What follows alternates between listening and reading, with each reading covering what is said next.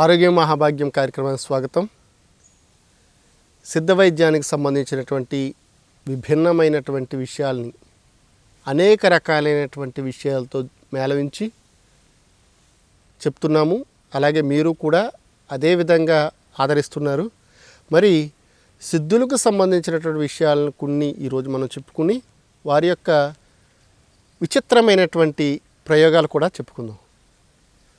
చాలామంది ఈ మధ్యకాలంలో అనుకుంటూ ఉంటారు ఏమనంటే ఆయుర్వేదము, సిద్ధ, యునాని, నేచురోపతి, అల్లోపతి అనేక రకాలైనటువంటి వైద్య విధానాలు ఉన్నాయి కదా, ఏ వైద్య విధానంలో మంచి మందులు ఉన్నాయి అని. మంచి మందులు అనేటువంటివి ఉండవు. రోగము సవ్యంగా కనుక డయాగ్నోసిస్ అయితే ప్రతి వైద్య విధానంలో కూడా మంచి మందులే ఉంటాయి. ఆ మంచి మందులు ఉన్నప్పుడు మంచి డాక్టర్ లేదా మంచి సిద్ధుడు లేదా మంచి ఉపాసకుడు, మంచిగా వైద్యం చేసేటువంటి వారు ఎవరైతే ఉన్నారో వారు ఆ మందుని ఇవ్వటానికి ప్రయత్నం చేస్తారు. కనిపించిన డాక్టర్ దగ్గరికి కానీ, కనిపించినటువంటి గురువు దగ్గరికి కానీ, కనిపించినటువంటి యాక్టర్లు, మాస్టర్లు, పాస్టర్ల దగ్గరికి, మంగళ దగ్గరికి, సాకల దగ్గరికి అన్నీ షేర్ చేసుకోము. ఎందుకు చెప్తున్నానంటే సాధారణంగా కొన్ని విషయాలు మార్చకూడదు.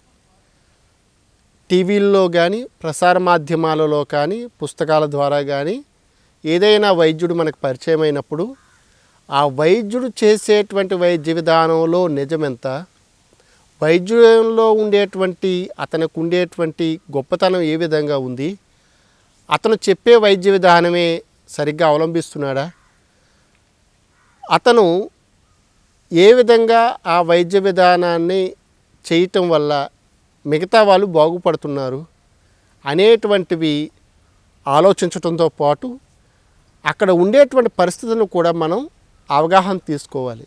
ఎందుకనంటే సిద్ధ వైద్యం చేసేటువంటి చాలామంది ప్రసార మాధ్యమాలకి దూరంగా ఉన్నారు, లేదా కొన్ని రకాలైనటువంటి వైద్య విధానాల్లోనే వారి యొక్క జీవితం మొత్తం సాగిపోయింది. ఉదాహరణకి మీకు కొన్ని ప్రాంతాలలో ఒక చేతులు విరిగిపోయినాయి అనుకోండి, ఆ చేతులు కట్లు కట్టేటువంటి వాళ్ళు మాత్రమే ఉంటారు. అలాగే చర్మ వ్యాధులు ఉండేటువంటి వాళ్ళు ఉన్నారనుకోండి, చర్మ వ్యాధులు ప్రత్యేకంగా చికిత్స చేసే వాళ్ళు ఉన్నారు. అలాగా ఒక్కొక్క భాగానికి కామెర్లు, ఉదాహరణకి ఆ కామెర్లకు ప్రత్యేకంగా చికిత్స చేసేటువంటి కుటుంబాలే ఉన్నాయి. అలాగే ఆస్తమాకి ప్రత్యేకంగా చికిత్స చేసేటువంటి కుటుంబాలే ఉన్నాయి. వారెవ్వరూ కూడా ప్రచార మాధ్యమాలలోకి రావట్లేదు. కానీ సిద్ధుల యొక్క కృపచేతను, గురు కృపచేతను ఆ వైద్య విధానాన్ని అలా పోషిస్తూ వారితో పాటు వారి తరం అంతా కూడా సేవ చేయటానికి ఇష్టపడి ముందుకు వెళ్తున్నారు.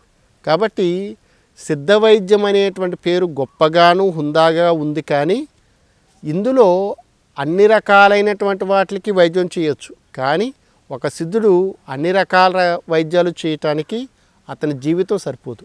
ఎందుకనంటే సిద్ధ వైద్యంలో వ్యక్తి యొక్క శరీర తత్వాన్ని బట్టి, మానసిక తత్వాన్ని బట్టి, ఆత్మ యొక్క పరిపక్వతను బట్టి మందు ఇవ్వాల్సి ఉంటుంది. కేవలం శరీరంలో ఉండేటువంటి దోషాలను బట్టి కానీ, శరీరంలో ధాతు వైషమ్యం వల్ల కలిగేటువంటి మార్పుల్లో కలిగినటువంటి వికారాలకు కానీ ఇందులో వైద్యాలు చేయరు. ఏ విధంగా వైద్యం చేస్తారంటే 3 రకాలైనటువంటి కర్మల్ని విముక్తి చేసే విధానంగా, అంటే జీవితంలో అతను మళ్ళీ అటువంటి వ్యాధి పొందకుండా ఉండేటువంటి స్థితిని కల్పించడానికి ఏ ప్రక్రియ అయితే ఉందో ఆ ప్రక్రియ చేయటానికి సిద్ధుడు ఎల్లప్పుడూ కూడా కుతూహలంగా ఉంటాడు. ఎందుకనంటే గురు బ్రహ్మ గురు విష్ణు గురు దేవో మహేశ్వర గురు సాక్షాత్ పరబ్రహ్మ తస్మై శ్రీ గురువే నమః అని చెప్తారు కదా. ఇది గురుగీతలో ఉండేటువంటి శ్లోకము. ఈ గురుగీతలో ఉండేటువంటి ఈ శ్లోకంలో గురువే బ్రహ్మ, గురువే విష్ణువు, గురువే మహేశ్వరుడు, సాక్షాత్ పరమేశ్వర స్వరూపమైనటువంటి ఈ గురువే ప్రకృతిలో ఉండేటువంటి ఈ మాయలో కూడా తల్లిదండ్రులు కూడా ఈ గురువేట. అంటే దాని అర్థం ఏమిటంటే తల్లిదండ్రులు అనేటువంటి వారు పాంచభౌతికమైనటువంటి దేహాన్ని ఉత్పత్తి చేయటానికి అవసరమైనటువంటి క్రియ చేస్తున్నారు. పంచభూతాలతో ఏర్పడినటువంటి ఈ శరీరంలో ఉండేటువంటి చైతన్యం ఏదైతే ఉందో అది పరమాత్మకు సంబంధించినటువంటిది. పూర్వజన్మ సంస్కారాల చేత మనకు కలిగినటువంటి వికారాలు మనసు చేత ప్రేరేపించబడి బుద్ధి చేత అవి నిర్దేశించబడతాయి, అంటే నిశ్చయం చేయబడతాయి. కాబట్టి ఇటువంటి బుద్ధి అనేటువంటిది, మనస్సు అనేటువంటి దాన్ని చంచలాత్మకంగా ఉండకుండా నిశ్చయాత్మకమైనటువంటి మనస్సులోకి ఏకం చేయాలంటే గురుకృప ఖచ్చితంగా ఉండి తీరాలి. కాబట్టి సిద్ధ వైద్యం చేయించుకునేటువంటి వారు లేదా సిద్ధుడు పూర్తిగా గురువుని మనసా వాచా కర్మన నమ్మి తీరాలి.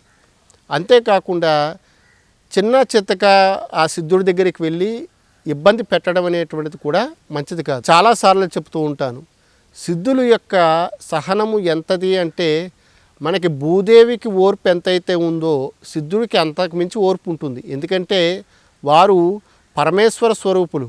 కాబట్టి సిద్ధుడిని ఇబ్బంది పెట్టకుండా వారి యొక్క కృప కోసం మనం గనక పాకులాడినట్లయితే, నిరీక్షణ చేసినట్లయితే వారి యొక్క అనుగ్రహం చేత మన కర్మలన్నీ, అంటే ఎటువంటి కర్మలు, ఆగామి, సంచిత, ప్రారబ్ధ, ఈ 3 కర్మలు కూడా పోతాయి. పూర్వజన్మ కృతం పాపం వ్యాధి రూపేణ పీడితాహ అని చెప్తుండేటువంటి ఈ వాక్యం ఏదైతే ఉందో అటువంటి పాపము తప్పించేటువంటి వాడు కేవలం గురువే.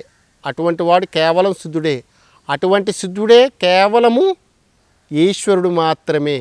కాబట్టి సిద్ధులు అనేటువంటి వారు పరమేశ్వర స్వరూపమైనటువంటి స్థితిని కలిగి ఉంటారు. నిజానికి సిద్ధులు చెప్పేటువంటి దాన్ని సైన్స్ అనకూడదు, సూపర్ సైన్స్ అని చెప్పాలి. ఎందుకనంటే సైన్స్ అనేటువంటి దానికి కేవలం కొన్ని లిమిట్స్ ఉంటాయి, కానీ సూపర్ సైన్స్కి లిమిట్స్ ఉండవు. ఎందుకనంటే అది శక్తి రూపంలో కానీ పదార్థ రూపంలో కానీ ఏ విధంగా మారుతుంది అనేటువంటి విషయము కేవలం సిద్ధుడికి మాత్రమే తెలుసు. కాబట్టి సిద్ధులు చేసినటువంటి ప్రక్రియలు సైన్స్కి అందనట్టు ఉంటాయి. ఎందుకనంటే అది సూపర్ సైన్స్ కాబట్టి సూపర్ సైన్స్కి మూల పురుషుడు ఎవరంటే పరమాత్మ అయినటువంటి శివుడు, అలాగే పార్వతీదేవి అని మనకి సిద్ధ వైద్య గ్రంథాలలో చెప్పబడింది. సిద్ధులు చేసినటువంటి ప్రక్రియలు ఏవైతే ఉన్నాయో అవి చాలా నిగూఢంగా, చాలా లోతు ఎక్కువగా ఉండేటువంటి పారిభాషిక పదాలలో ఉన్నాయి. ఎవరైతే సిద్ధుడి యొక్క కృపకి పాత్రులవుతారో వారు తేలికగా ఆ మర్మాన్ని ఛేదించి వాళ్ళు జగత్తుకి మంచి జరగటానికి అవసరమైనటువంటి ఆరోగ్యాన్ని కానీ, ప్రకృతిని కానీ, లేదా మరో విధమైనటువంటి స్థితిని కానీ కల్పించడానికి అవకాశం ఉంటుంది. కాబట్టి సిద్ధులు యొక్క స్మరణ చాలా ఉత్కృష్టమైనటువంటిది అని సిద్ధ వైద్య గ్రంథాలు చెప్తున్నాయి. మన గురువు ఎవరైతే ఉన్నారో మనల్ని భవసాగరము దాటించటానికి, అంటే సంసార సాగరం నుంచి బయటికి తీసుకువెళ్ళటానికి, పరమాత్మలోకి ఐక్యం చెందించడానికి అవసరమైనటువంటి జ్ఞానాన్ని మన గురువు ఇస్తారు. ఇది హైందవ సంస్కృతి సంప్రదాయాలలో ఒక ప్రాథమికమైనటువంటి విషయం. గురువుకి సేవ చేయటం వల్ల, గురువు యొక్క సపర్యలు చేయటం వల్ల గురుకృప కలగదు. గురువు యొక్క అనుగ్రహం పొందాలి అంటే గురువుని మనసా వాచ కర్మన త్రికరణ శుద్ధిగా నేను వేరు గురువు వేరు అనేటువంటి స్థితి లేకుండా గురువే నేను, నేనే గురువు అనే స్థితికి వెళ్తే కనుక ఖచ్చితంగా గురుకృప అనేటువంటిది ఎల్లవేళలా అందరికీ ఉంటుంది. మరి సిద్ధులని ఒకానొక వ్యక్తి ఒక విచిత్రమైనటువంటి డౌటు, అంటే సందేహాన్ని అడిగాడట. అదేమిటంటే, స్వామి, ఇన్ని రకాల మందులు ఉన్నాయి, ఇన్ని రకాల వ్యాధులు ఉన్నాయి, విభిన్న రకాలైనటువంటి ప్రకృతులు ఉన్నాయి, వివిధ రకాలైనటువంటి పరిస్థితులు ఉన్నాయి. ఇవన్నీ ఉన్నప్పుడు ఏ మందు వాడాలో మాకు మేముగా ఏ విధంగా తెలుసుకుంటే బాగుంటుందో అటువంటి విధి విధానాన్ని ఒకదాన్ని చెప్పినట్లయితే మేము సంతోషపడతాము అని ఎవరో అడిగారట.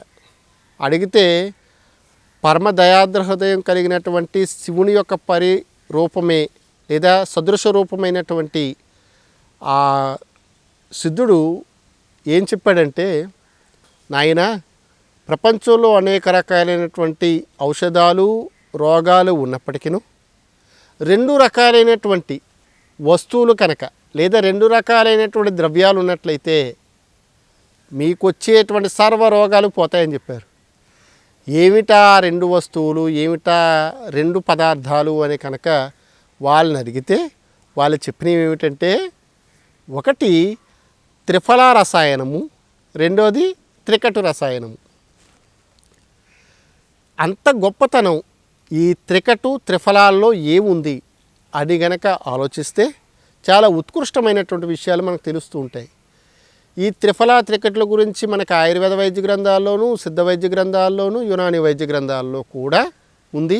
నేచురోపతిలో వివిధ రకాల యోగికాల్లో కూడా వీటిని వాడడం అనేటువంటిది జరుగుతూ ఉంది.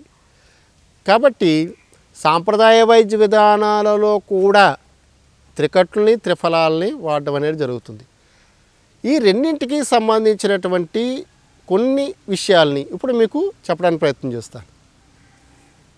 ఎవరి దగ్గర అయితే ఈ 2 వస్తువులు లేదా ఈ 2 పదార్థాలు ఉంటాయో, ఒకటి త్రిఫల చూర్ణము, రెండవది త్రికట చూర్ణము, ఈ 2 వస్తువులు ఉంటాయో వారికి ఏ రోగము ఉండదు అని సిద్ధుడు చెప్పారు.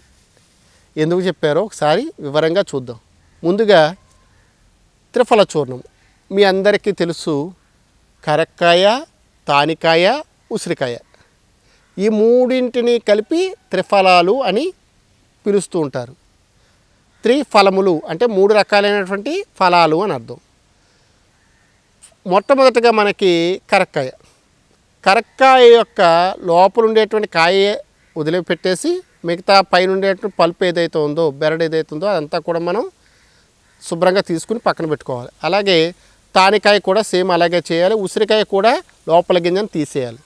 ఈ 3 కూడా సమభాగాలుగా తీసుకుని లక్షవారం కానీ, సిద్ధయోగం కలిగినటువంటి అమృత యోగం కలిగినటువంటి టైంలో కానీ, అభిజిత్ నక్షత్రం ఉండేటువంటి టైంలో కానీ ఈ మూడింటిని సమభాగాలుగా తీసుకుని శుభ్రంగా దంచి చూర్ణం చేసి వస్త్రగాలితం చేసి పక్కన పెట్టుకుంటే దీన్ని త్రిఫల చూర్ణమని పిలుస్తుంటారు.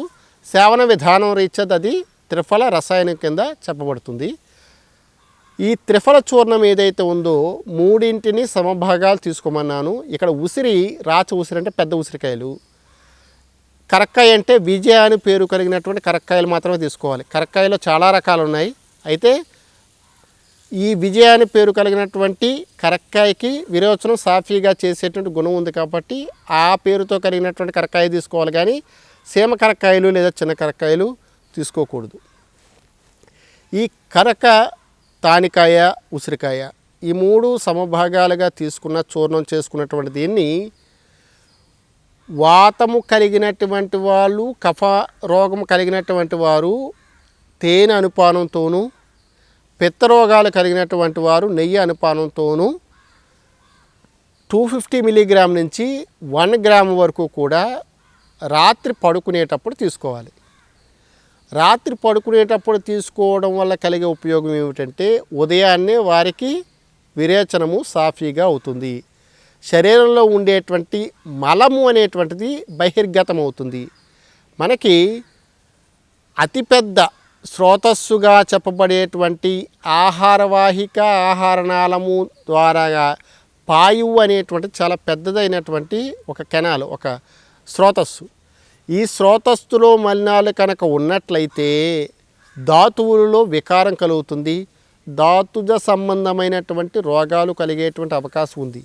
కాబట్టి ధాతుగత రోగాలు రాకుండా ఉండాలంటే ఆహారం దగ్గరే అది శుద్ధిగా ఉండాలి. కాబట్టి ఆ మహాస్రోతస్సు ఏదైతే శుద్ధి చేయాలనుకున్నారో దాన్ని ఆ యొక్క త్రిఫల చూర్ణాన్ని తేనె అనుపానంతో వాడుకోవచ్చు, లేదా నెయ్యి అనుపానంతో వాడుకోవచ్చు.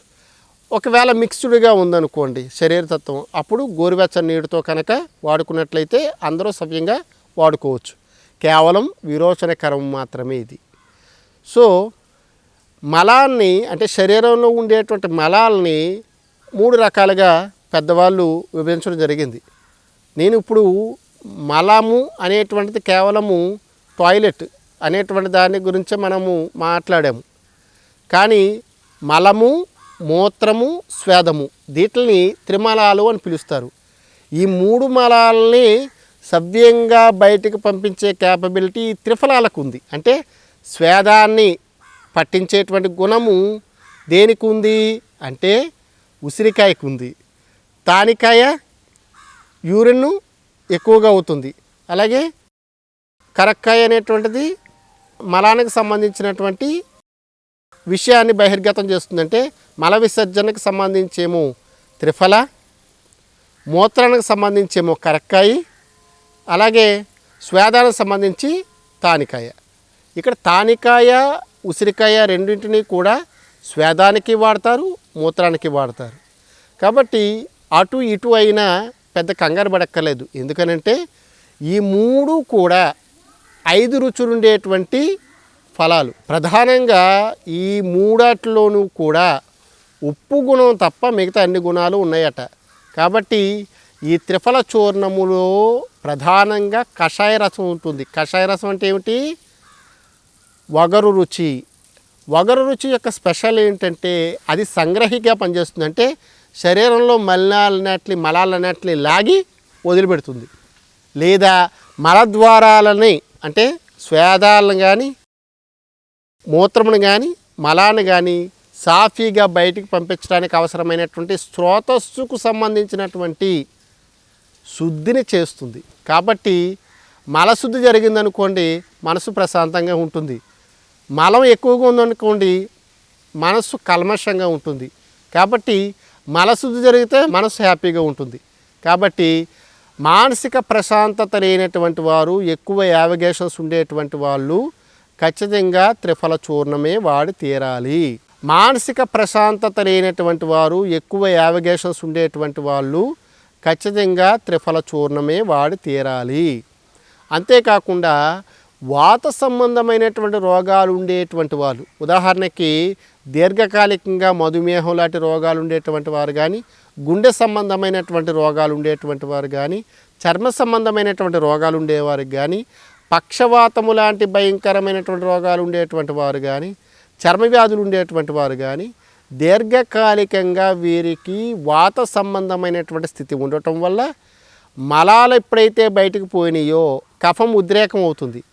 వాతానికి కఫం విరుగుడు కాబట్టి వారి యొక్క జబ్బు తగ్గటానికి ఇది ఒక ఉపయోగపడేటువంటి వస్తువుగా ఉపయోగపడుతుంది. అంటే డైరెక్ట్గా త్రిఫల చూర్ణం అనేటువంటిది మీకు వచ్చినటువంటి షుగర్ని తగ్గించకపోవచ్చు, మీకుండేటువంటి చర్మ వ్యాధిని తగ్గించకపోవచ్చు, మీకుండేటువంటి ఇతరత్ర రక్త సంబంధమైన దోషాలు తగ్గించలేకపోవచ్చు. కానీ అందులో ఉండేటువంటి మలినాల్ని తగ్గించడానికి అవసరమైనటువంటి స్థితిని మాత్రము ఖచ్చితంగా అది కల్పిస్తుందనేటువంటిది సిద్ధులు చెప్పినటువంటి విషయం. కాబట్టి శరీరాన్ని 2 భాగాలు చేసినట్లయితే, శరీరం 2 భాగాలు చేయటం శరీరాన్ని ముక్కలు చేయమని కాదు. శరీరము అంటే అర్థం ఏమిటంటే చేతులు, కాళ్ళు, శిరస్సు, మెడ, మొండెము, గుదము ఈ పార్ట్స్ అన్నీ కలిపి శరీరం అని పిలువబడుతుంది. ఈ శరీరంలో ప్రధానంగా ఉండేటువంటి తల నుంచి ఈ గుదభాగం వరకు ఉండేటువంటి భాగం ఏదైతుందో అందులో సగభాగం అంటే కరెక్ట్గా ఈ చెస్ట్కి మధ్య భాగంలోకి వస్తుంది. ఈ మధ్య భాగంలోంచి కింద ఉండేటువంటి పార్ట్ అన్నింటినీ సంరక్షణ చేసేటువంటి ఔషధం ఏమిటి అంటే త్రిఫలము. కాబట్టి పొట్టకు సంబంధించినటువంటి జబ్బులు ఎవరికైనా ఉన్నాయనుకోండి ఖచ్చితంగా త్రిఫల చూర్ణం అనేటువంటిది సరిపోతుంది. అంటే శరీరాన్ని 2 భాగాలు చేస్తే ఒక భాగము కింద పార్ట్ని చూస్తుంది. ఇక్కడ రెండో పార్ట్కి సంబంధించి త్రికటుకాలు, కటు అంటే కారము, అంటే 3 కారంగా ఉంటాయి. కారంగా ఉండడం అంటే ఏమిటి? చెమచెమలాడడం, నోట్లో ఘాటు తెలియటము, నోరు నుంచి ఉమ్మి రావడం లేదా నీరు కింద కారడం అనేటువంటివి, మంట పుట్టడం అనేటువంటిది, ఎర్రగా కందిపోవడం అనేటువంటిది కటువు యొక్క లక్షణాలు. ఏ వస్తువు యందు ఈ గుణాలు ఉన్నాయో దాన్ని కటురుసు కలిగినటువంటి ద్రవ్యాలుగా చెప్పడం అనేటువంటిది సిద్ధ ద్రవ్య గుణ నిరూపణలో చెప్పబడినటువంటి విషయం. త్రికటుకాలు ఏమిటంటే శొంఠి, మిరియాలు, పిప్పళ్ళు. శొంఠి, మిరియాలు, పిప్పళ్ళు. శొంఠి శోధనకారి, పిప్పళ్ళు అనేటువంటివి శ్వాసకాసలలో అద్భుతమైనటువంటి మందు. మిరియాలు అనేటువంటిది నిజంగా సూర్య భగవానుడే మరీచి. మరీచి అంటే మిరియము అని అర్థం. సూర్యుడి భగవాను యొక్క పేరుల్లో మరీచి అనేటువంటిది ఒకటి ఉంది. ఇది కఫానికి విరుగుడు. శరీరంలో 2 భాగాలు చేసుకున్నప్పుడు ఈ పై భాగం అంతా కూడా కఫ భాగము, కింద భాగం అంతా కూడా పిత్త భాగము. సో కాళ్ళు చేతులు అనేటువంటి వాత భాగాలు. ఇలా గనక అనుకున్నట్లయితే వాతము అనేటువంటిది శరీరంలో ఎల్లవేళలా అంటే చేతనావస్థ కలిగినటువంటి జీవుల్లో ఎల్లవేళలో ఉండేటువంటిది వాతము. అచేతనంలో వాతం లేదు కాబట్టి కఫం పంగు, పిత్తం పంగు, పంగవో మలదాతవహ. కాబట్టి కుంటి గుడ్డి అని పిత్తం కఫం. కాబట్టి వాతం ఉంటేనే మనం ఇలా గరవడం కానీ, మాట్లాడడం కానీ, కదలడం కానీ చేతనావస్థ అంతా కూడా జరుగుతుంది. కాబట్టి ఉరు పైభాగానికి సంబంధించి మనకి శ్వాస సంబంధమైనటువంటి దోషాలు ఉండటం వల్ల మన శరీరంలో ఉండేటువంటి ఈ వేస్ట్ మెటీరియల్ ఏదైతే ఉందో అది శోధన జరగదు. కాబట్టి శ్వాస సవ్యంగా ఉందనుకోండి, ఆక్సిజన్ లోపలికి వెళ్తుంది, ప్యూరిఫై అవుతున్నాయి. శరీరంలో ఉండేటువంటి మిగతా భాగాలు ఉండేటువంటి వేస్ట్ అంతా కూడా ముక్కు నోరుల ద్వారా బయటకు వస్తుంది, చెవుల ద్వారా బయటకు వస్తున్నాయి, కళ్ళ ద్వారా బయటకు వస్తుంది, చర్మం ద్వారా బయటకు వస్తుంది. ఏంటి విసర్జక అవయవాలు ఇవన్నీ కూడా. కాబట్టి ఊర్ధముఖంగా ఉండేటువంటి విసర్జక అవయవాలు ఇవి. అధోముఖంగా విసర్జక అవయవాలన్నీ 3, ఆడవాళ్ళకి 3, మగవాళ్ళకి 2. మలద్వారము, మూత్రద్వారము, ఇంకోటి సంభోగానికి ఉండేటువంటి భాగము, భగము అంటాము. ఈ 3 భాగాలు కూడా మనకి స్త్రీల్లో ఉంటాయి. కేవలము మూత్రద్వారము, మలద్వారము పురుషులలో ఉంటుంది. మరి త్రికటకాలని సమభాగాలలో తీసుకుని ఇందాక నేను చెప్పినట్టుగా కఫ వాత తత్వాలు కలిగినటువంటి వాళ్ళేమో తేనె అనుపానంతోనూ, పిత్తానికి సంబంధించినటువంటి ఇబ్బందులు కలిగేటువంటి వాళ్ళు నెయ్యి అనుపానంతో ఈ త్రికటుకాలను కనుక రోజు రాత్రి పడుకునేటప్పుడు కనుక తీసుకున్నట్లయితే చాలా మట్టుకి ఊర్ధ్వ సంబంధమైనటువంటి దోషాలు పోతాయి. ఇక్కడ రాత్రి వేసుకోవాలా పగటాలు వేసుకోవాలనేటువంటిది వాళ్ళ శరీర తత్వాన్ని బట్టి ఉంటుందని మాత్రం ఎట్టి పరిస్థితుల్లో మర్చిపోవద్దు. ఎందుకనంటే బాలురికి పుట్టినప్పుడు కఫతత్వం ఉంటుంది, మధ్య వయస్సులో పిత్తం ఉంటుంది, ముసలితనంలో కఫం ఉంటుంది. కాబట్టి వాతము అనేటువంటిది చిట్ట చివరి వయసులో ఉంటుంది. కాబట్టి వాత ప్రకృతి కాకుండా వాత వికృతి వల్ల రోగాలు కలుగుతున్నాయి. కాబట్టి రాత్రులు ఏం చేయాలి, కఫంతో కూడినటువంటి మలం వెళ్ళాలి. కాబట్టి మలద్వారం ఫ్రీగా ఉండాలి. కాబట్టి త్రిఫల చూర్ణం రాత్రులు వేసుకోవాలి. శ్వాసకాశ సంబంధ వ్యాధులు పిల్లలకు వస్తాయి. కాబట్టి ఉదయము సమయములలో త్రికటకాలని తేనె అనుపానంతో కానీ నెయ్యి అనుపానంతో కానీ వాడుకోవాలి. ఇలా వాడుకోవడం వల్ల పరిపూర్ణమైనటువంటి ఆరోగ్యం, అంటే కేవలం 2 వస్తువులతో 2 భాగాలుగా విభజించబడినటువంటి ఈ శరీరంలో ఉండేటువంటి మొత్తం మలినాలన్నీ పోతాయి, ఎటువంటి రోగాలు ఉండవు అనేటువంటి విషయము మనకి సిద్ధులు చెప్పడం అనేటువంటిది చాలా ఉత్కృష్టమైనటువంటి విషయం. నిజానికి అనేక మందులు ఉన్నా ఈ 2 మందులు ఉన్నట్లయితే ఎవరికి కూడా ఎటువంటి అనారోగ్యము దరి చేరకుండా ఉంటుంది. కానీ ఈ రెండింటిని వాడేటప్పుడు ఏ విధంగా వాడాలనేటువంటి విషయాన్ని మీకు దగ్గరలో ఉండేటువంటి ఆయుర్వేద వైద్యుడిని కానీ, ఆయుర్వేద వైద్యంలో నిష్ణాతత్వం కలిగినటువంటి వారు కానీ, లేదా సిద్ధ వైద్యం చేసేటువంటి వారిని కానీ, లేదా గురువును కానీ, అనుభవం కలిగినటువంటి వారిని కానీ సంప్రదించినట్లయితే మీకు మరిన్ని విషయాలు తెలిసేటువంటి అవకాశం ఉంది. మరి దీంట్లో ఎవరెవరు ఏది వాడాలి, ఎంత మోతాదు వాడాలి అనేటువంటిది కూడా చాలా ఉత్కృష్టమైనటువంటి విషయం. కాబట్టి మీరు ఆ వైద్యుడి దగ్గరికి వెళ్ళి తెలుసుకుంటే మరిన్ని విషయాలు తెలుస్తాయని నేను భావిస్తున్నాను. మరి చూశారు కదా ఇప్పటి వరకు సిద్ధులు చెప్పినటువంటి 2 రకాలైనటువంటి మందులతో ఆరోగ్యకరంగా బ్రతికేటువంటి విధి విధానాలని వారు ఎంత చక్కగా వివరించారో. మరి మరొక ఎపిసోడులో మరొక విషయంతో మీ ముందుంటాము. చూస్తూనే ఉండండి ఆరోగ్యం మహాభాగ్యం కార్యక్రమం సిద్ధ వైద్యం. నమస్కారం.